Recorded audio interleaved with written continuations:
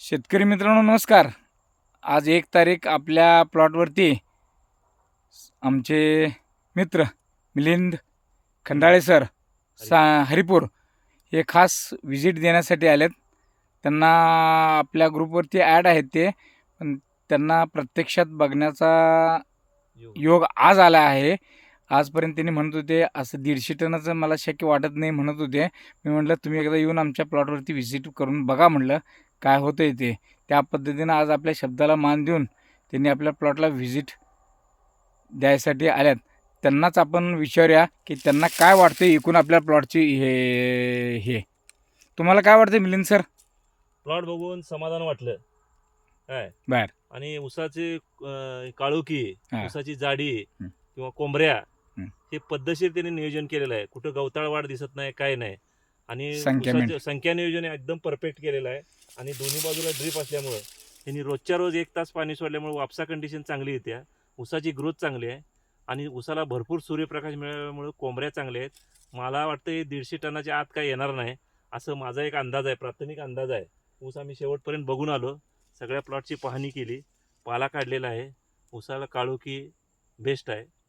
हा संपूर्ण प्लॉट गन्ना मास्टरच्या तंत्रज्ञानावर आपण केलेला आहे. आतापर्यंत तुम्ही आळवणी किती केल्या? आळवणी आतापर्यंत गन्ना मास्टरच्या 2 आळवण्या आणि 3 फवारण्या केल्यात आणि संजीवाकेचे 2 फवारणी केल्यात आणि रसायन खताची 1 फवारणी केलेली आहे. अजून कमीत कमी 4 फवारणी करणार आहे या प्लॉटला 150 टन. कारण संख्या ही सर्वसाधारण 50 ते 55 हजारच राहणार आहे आपल्या प्लॉटमध्ये. आणि ह्याला मास्टर रिकवर आणि मास्टर केनचा पण स्प्रे घेतला आहे गन्ना मास्टरचा. आता रसायन खत काय टाकलं? एकूण रसायन खत आम्ही ह्याला एक आतापर्यंत 6 महिन्याच्या ह्याच्यामध्ये तुम्ही रसायन खत किती वेळा टाकलं? 3 वेळा टाकले. 3 वेळा. म्हणजे सुरुवातीला झाल्यानंतर महिन्यानं सुरुवातीला बेसल डोस काय रोपं लावल्यामुळे बेसल डोस काय टाकलं नव्हतं.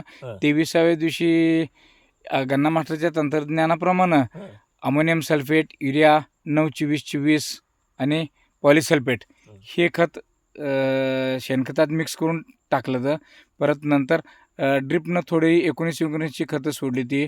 परत दुसरा बाळ भरणीच्या वेळेला पण 10-26-26 DAP असं हे कॅल्क्युलेशन म्हणजे एकूण NPK 200-100-100 कसं जाईल जमिनीमध्ये ह्या पद्धतीनं बॅलन्स केलेला आहे.